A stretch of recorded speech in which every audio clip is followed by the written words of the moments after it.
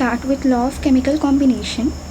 The law of chemical combination include two laws. The first one is law of conservation of mass, while the second is law of constant proportion. Moving on to the first law, what the law of conservation of mass says. Law of conservation of mass states that a mass can neither be created nor be destroyed in a chemical reaction. Let us take an example here. We have taken one reactant A. This will be of 5 gram, while we have taken another of 5 gram. So the product formed will be of 10 gram. The mass here will always be conserved. This is what is stated in law of conservation of mass. Now moving on to the second law, which is law of constant proportion. In this, it is said that two or more elements and each such compound had the same element in the same proportion. So what does this mean in simple words? So let us take an example. This tub has water, while there is a river which contains water too. Now we take out water from both of them. The proportion of hydrogen and oxygen in both of them by mass will be 1:8. And how it is? The mass of hydrogen here is 2 and the mass of oxygen is 16. So 2:16 will be 1:8. So the ratio will always be constant no matter where the source is. Now moving on to the Dalton's atomic theory. So Dalton's atomic theory is about atoms, and in this it is said that all matter is made up of atoms. Like each and every matter is made up of atoms, and atoms are indivisible particles.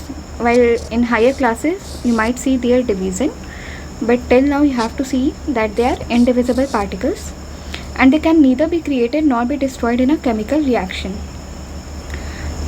In a given element, like for an element like hydrogen or helium, the mass and the chemical properties of that atom will always be same no matter the source. Now, atoms of different element have different masses and chemical properties, and atoms combine in the ratio of small whole numbers to form compounds, like we have seen the example of H2O, and the relative number and kind of atoms are constant in a given compound. So the number and the kind of atom that are used to form a given compound is always constant, like again water, hydrogen and oxygen. Now moving on to what is an atom. So here an example is given. Let us take an example of a building. What is a building made up of? Rocks. What is rock made up of? Sand.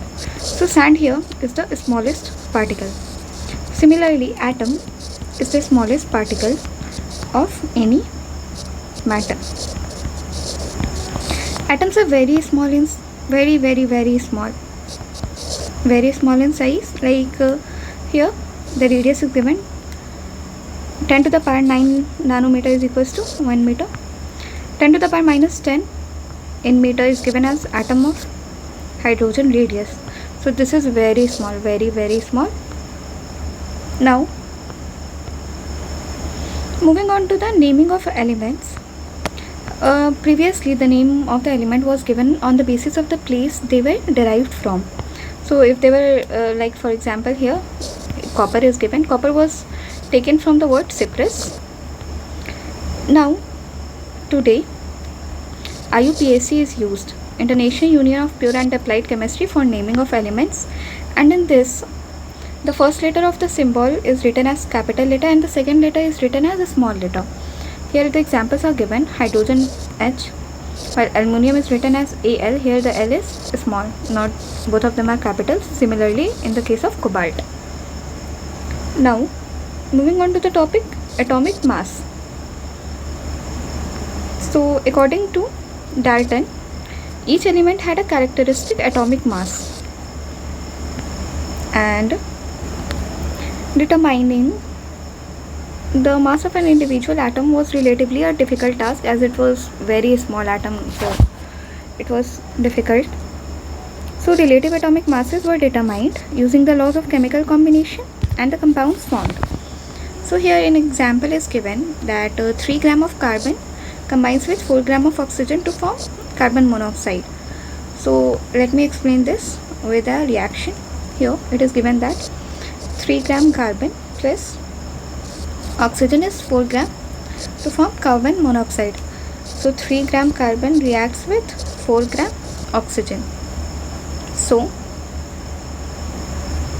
1 gram carbon will react with 4 by 3 gram of atoms. So x gram of carbon will react with 4 by 3 x gram of oxygen. This is what is written here, 4 by 3 times its mass of oxygen. Now firstly we have taken the standard as atomic mass unit, and firstly this mu was calculated on the basis of the oxygen, as 1 atom of oxygen is of 16 mu, so 1 mu will be equals to 1 upon 16. So this is how it was taken. Why was oxygen taken first? Because oxygen reacted with a large number of compounds, and most of the compound masses came to whole number according to oxygen, but later it was changed to carbon, and now it is 1 by 12th mass of the 1 atom of carbon 12. Now moving on to the next topic. Here you have to learn these atomic masses. Atomic mass are generally double the atomic numbers generally. So how do atoms exist? Atoms generally form molecules or ions. They are very rare to exist independently. Now what is a molecule? Molecule is a group of 2 or more atoms that are chemically bonded together or tightly held together by attractive forces. Molecule can be either single element or can be group of elements. Single element because these elements are not highly reactive, they are inert gases, so they are not reactive at all, so they are generally single. Now moving on to topic ion. So there are compounds that are composed of metal and non-metal that contain charge species. These charge species are termed as ions.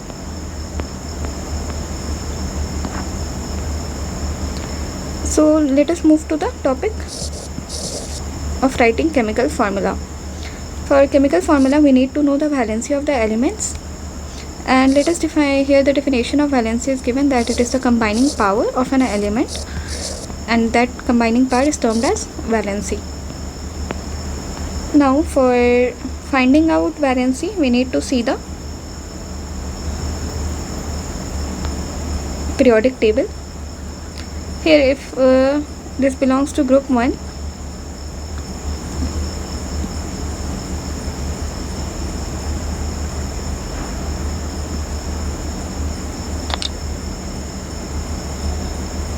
so here if any element belongs to group 1, then the valency will be 1. For belonging to group 2, the valency will be 2. Now here belonging to this group will be 3, belonging to this group will be 4, again belonging to this group will be 3. So we have to learn this, or we can find it through electronic configuration. Anyway,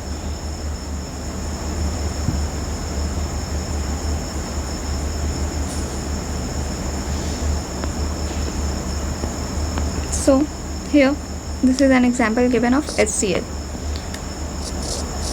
Hydrogen belong to group 1, so its valency will be 1, and chlorine was from group 17, its valency again will be 1. So both of these valency will get exchanged, so this will be HCl. Now hydrogen and sulfur.